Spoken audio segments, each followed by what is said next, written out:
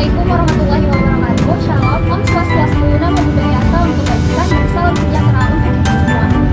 Halo semuanya, perkenalkan kami mahasiswa dari Universitas Negeri Medan, Prodi Pendidikan Guru Sekolah Dasar, Fakultas Ilmu Pendidikan. Di sini kami dari kelompok PKM dengan unit 2-3 dengan judul Balaka Chips, Inovasi Cemilan Sehat dari Buah Balaka dalam Membangun Produk Lokal. Saya Ramadhani sebagai ketua tim, saya Ika Permata Rabe sebagai anggota 1, saya Selma Fadila sebagai anggota 2, saya Delvita Aryo sebagai anggota 3. selamat menyaksikan.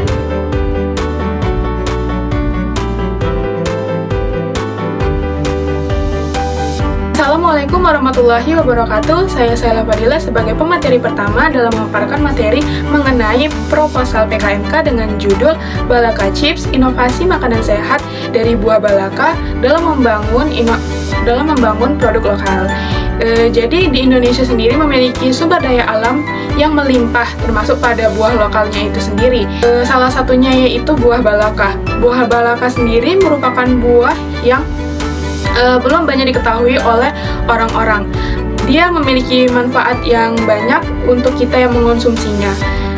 Buah balaka berasal dari Sumatera Barat. Buah balaka tersebut juga dapat tumbuh di hutan-hutan di Pulau Jawa, Sumatera, Pulau Kalimantan, Maluku, dan juga Nusa Tenggara. Buah balaka itu sendiri di Sumatera Barat tumbuh liar, tidak dibudidayakan. Dalam penjelasan lainnya, buah balaka juga merupakan buah lokal yang kaya akan nutrisi dan juga memiliki potensi untuk dikembangkan menjadi produk lokal yang sehat dan juga menarik bagi konsumen. Tren pasar global juga pasar lokal menunjukkan peningkatan minat pada makanan sehat pada masyarakatnya yang sadar akan meningkatnya pola hidup sehat itu sendiri.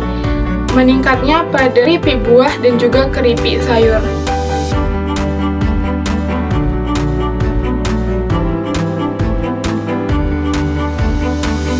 Baiklah, di sini saya akan menjelaskan pada bab kedua, yaitu mengenai gambaran umum rencana usaha. Nah, di sini terlebih dahulu saya akan menjelaskan mengenai kondisi lingkungan yang sudah kami lakukan observasi atau sebagai titik dari pengambilan buah balaka sendiri. Nah, di sini setelah kami melakukan observasi juga wawancara, di sini kami mendapatkan daerah yaitu Padangbola, Kabupaten Tapanuli Selatan.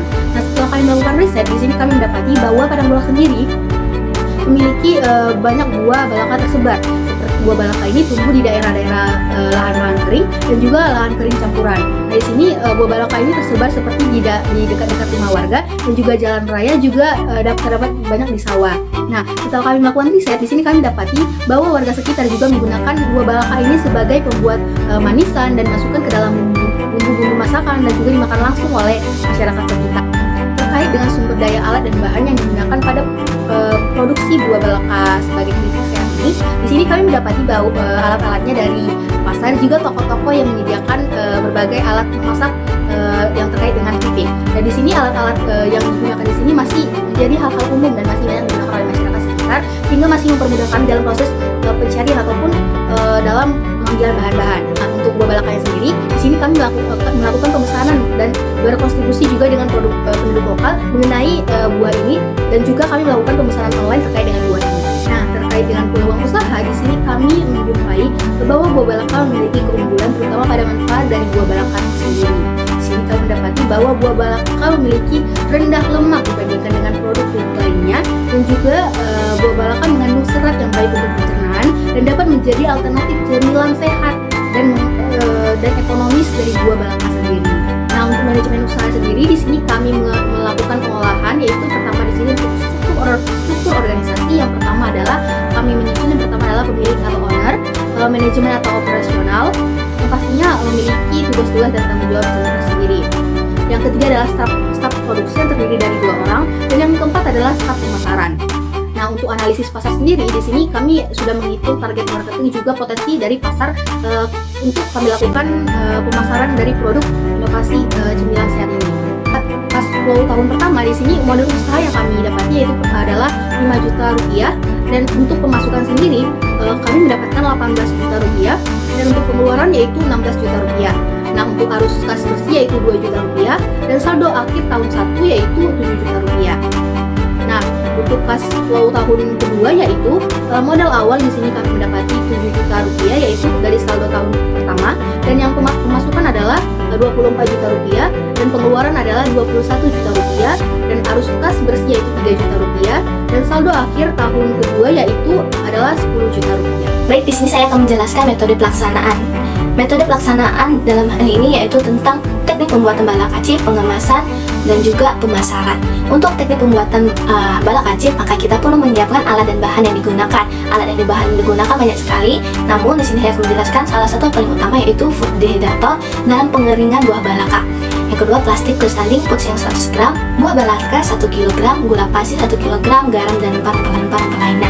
Bagaimana sih cara pembuatan balakacip? Yang pertama, potong buah balaka menjadi 2 bagian, lalu pindahkan potong buah balaka pada baskom stainless untuk perendaman. Rendam dalam lautan gula dan garam. Nah, ini opsional ya guys. Jika Anda ingin menambahkan rasa asin dan manis, maka gunakanlah garam dan gula dalam perendamannya di air hangat. Lalu rendam irisan buah balaka itu dalam 15-30 menit.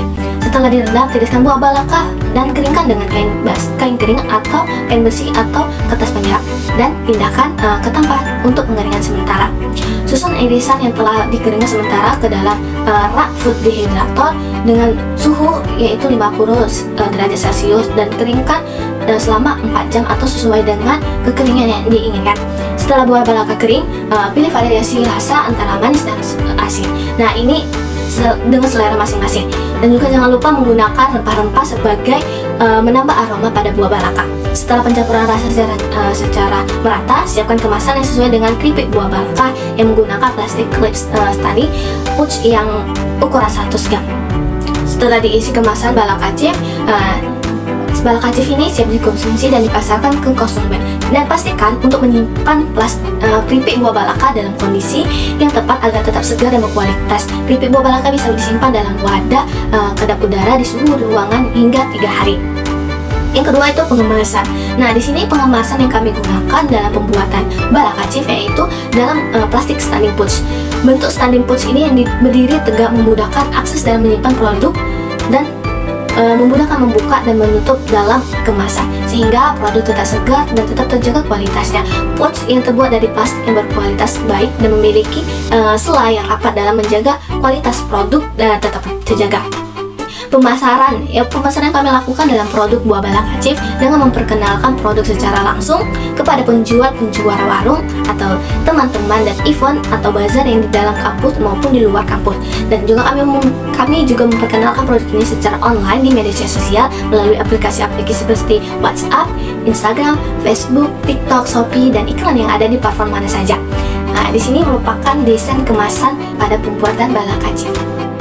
Untuk jadwal kegiatan, kami melakukan kegiatan tersebut selama 4 bulan, di mana kegiatan yang pertama yaitu perencanaan teknis dan juga produksi yang kami lakukan pada bulan pertama. Kemudian kegiatan yang kedua, persiapan alat dan bahan, itu kami juga lakukan pada bulan pertama. Kemudian yang ketiga, produksi karya. Produksi karya ini kami lakukan selama 4 bulan. Kemudian ada proses pengemasan juga kami lakukan selama 4 bulan. Kemudian promosi dan pemasaran itu kami lakukan pada bulan kedua hingga bulan keempat. Kemudian untuk evaluasi perkembangan usaha kami lakukan juga pada bulan kedua hingga bulan keempat. Kemudian ada evaluasi kegiatan itu kami lakukan pada bulan keempat, dan juga ada laporan pertanggungjawaban yang juga kami lakukan pada bulan keempat. Untuk anggaran biaya yang kami butuhkan itu yang pertama untuk belanja bahan dan perlengkapan seperti pisau, baskom, tampah, dan lain sebagainya kami membutuhkan biaya sebesar 2.835.000. Kemudian yang kedua untuk belanja bahan habis pakai seperti buah balaka, garam, dan lain sebagainya kami membutuhkan biaya sebesar 165.000. Kemudian yang ketiga untuk biaya transportasi untuk 4 orang kami membutuhkan biaya sebesar 2 juta. Kemudian yang terakhir untuk lain-lain kami membutuhkan biaya sebesar 250.000.